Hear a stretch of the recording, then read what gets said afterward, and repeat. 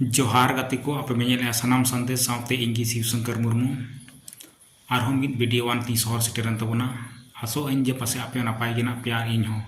नपाय गे मिनाया तिहिन दुबन गालमारा जहां दो संथाल परगाना रिनी उनी मिटेन मारांग हुलगरिया ओकोय मेन जिनिस जहां दो सुरेश मुर्मू तिहिन आया अंतर मनेरे हुदिस कते जे बोले नुआ संथाल समाज नीलोमकान संथाल परगाना जामतरा दुमका साहेबगंज पाकुड़ जहां नुआ को अबुआ ओकोय मेन संथाल परगाना कना और नोंकान एरिया रे उनी सुरेश मुर्मू जहां दो आज जामतरा रनी डीसी ओंडे पत्र ऑल कते एमाय कना जे बोले जहां निंदा ड्रामा फुटबॉल खेल और नौकाना छपरी एने जेमन रिया प्रमोशन जेमन बांग को नाम चेदा से जत्रा हाट पता और फुटबॉल खेल दो मिटेन बहाना कना हंडी अखरिंग रिया मिटे अडी मारांग चौल कना नोवा को मिटेन बहाना कना हंडी अखरिंग रिया मिटेन मारांग चौल कना और नोवा हांडी खातिर ते आबुरन जीवन को एकालते रोहड़ सकाम लिका को ओटांग बड़ाई कना से रोहड़ सकाम दाते चापी लिका को डमल डमल बड़ाई कना और तिहिन जुदी बांगबुन चितोआ तिहिन दिन जुदी नुआ हांडी पौरे रे लगाम बाबुन लगावा एनखान हजू दिन रे आबुआ मोचा रे सादम लिका छत्तीक जत लगाम को लगावा चेदा नुआ दिन मेनेआ तिहिन अब झारखंड दिसम रिनेला पूरा राज रे जबला आबू आदिवासी तीरले चितान रे अडी अडी नाहाचार हुयुकना नाना रकम नाहाचार ओकारम नेला छोटी कुड़ाते मिट कुड़ी को साब किदिया और ओकारम नेला हंडी अखरी गोगो हड़ सावते नाहाचार ओकारे सहान अगू गोगो हड़ सावते नाहाचार ओकारे बाजार कमी कुड़ी सावते नाहाचार नौकान नौकान अडी एमा खबर और दिनंग गे आंजमोग कना तो नोवा रे परिणाम दो चीज कना जहां दो अब समाज रे हांडी बुन नुईआ बढ़ती अब हड़मो बुन कमजोर का कना सावते अब परिवार रे मिटन जहां जिम्मेवारी कना ओना जिम्मेवारी बाबुन निभावेआ खातिर ते आबुरेन तिरले को हांडी अखरिंग हाट पता रे से बॉल फुटबॉल खेल टंडी रे मजबूर कना को से उनको आकु ओड़ा रे कमी बगी कते बाजार कमी को मजबूर कना चिकाय आयरन गिद्रा लगी आया परिवार लगी जुदी उड़ा खय बाय डुगु कना एनखान बुलुंग सुनुम से जहाना लगी ते जुगावा चिका कना और जुदी नुआ जुगार लगी बाहरे डुगु कना एनखान उनी सावते नाहाचार हुयु कना और अब समाज रे बुन नेल एकालते बुल मताल पूरा आतु रे पूरा ग्राम रे जहां रे बुन नेल कोआ फुटबॉल खेल रहे हों फुटबॉल खेल तो बहुत कम इंटरेस्ट को हतावा मेनखान इंटरेस्ट को हतावा ची रे जहां दो मता कना हांडी भट्टी रे आबो बुन नेला जत्रा रे निंदा जहां तने तिरले को थेना उनको की को नेला और बाद बाकी जहां आबो बोया काका खुड़ा जहां तने हेना बुना नुकु को दो हांडी भट्टी रे को अंगाया और नौका कते आबुआ समाज आबुआ हड़मो जीवी में बढ़िजो कानगी साव सावते आबुआ समाज हम बढ़िजो कना और थिन धाड़ले से संथाल परगना रे आबुआ जमीन को अखरिंया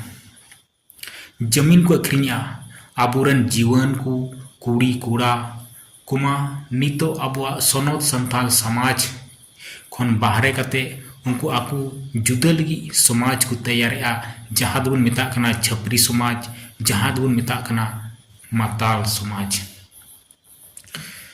तो तिहिन जुदी बांगबुन चितोआ एनखान दाराय कान दिन रे आबो को लगी ते अडी मुश्किल हुयुआ चेदा से जब तक धन दुको मेना आमा दाड़े गी धन आमा दाड़े गी बांग तहना एनखान धन बाम अर्जाव दाड़ेया चिकातम अर्जावा धन आमा हड़मो रे दाड़े गी बनुआ तो अर्जावाम चिकाते तो ओनातिन मेना जहां नुई दो अडी अडी गुण मानाव जोहारिन चालया और सावते नुईरन जहां को सावतेन को मिना को उनको को अडी अडी गुण मानाव जोहार इन पाहटा सेत खोन जहां दो नोडा बुन नेला कटिक मारां मिटन के मकसद दो आदिवासी को बचाओ और आदिवासी तबे के को बचा दिसम रे उनको हद हासा भाषा इज्जत आबादी रोजगार बचा तक तबे की आदिवासी को बचा तो आदिवासी यहाँ रिसर्च नेल के बोले आदिवासी क्षेत्र दो दिनम की जतरा ड्रामा ऑर्केस्ट्रा मेला ठेला और फुटबॉल एने और ओनारे हांडी पड़वा खातिर ते समाज बोडे कना समाज बड़ीजो कना समाज सीणीजो कना नुकु दुकु मोनेया जे आले दो अडी मौज ले कमिया नोंकान मी बार दलाल हेना कताबना आबुरन दलाल गी आबुआ जुमी जायगा अखरीन लगी छत्तीक जत साथ को गालमारा मी बार पैसा कमीशन लगी मेनखान हापेन दिन रे उनी लगी थो अडी बतोराना समय सेटेरवा जहां दो आय हो बाय बुझ दाड़ेया कना तो ओनातिन मेना आबुआ ओत हासा और आबुरन परिवार जुगाव जतन लगी दो अपनार की जिम्मेवारी हताव हुआ ओना जुखान रे पंडित रघुनाथ मुर्मू मेन लेआ आमा जाति लगी आमा धर्म लगी जहां दो बाय नेल आमगिम नेल आमा ओड़ा लगी आमा दुवर लगी जहां दो बाय नेल आमगिम नेला तो सरी की बुहा आमा ओड़ा आमा दुवर एटा हर दो बाय नेला आमा जाति आमा धर्म एटा दो बाय नेला तो नित बुन नेला जहां दो अडी अकोय लिकाते आबुआ हासा जुमी एटा जात को हर जों कना बड़ाय गयाबुन आबुआ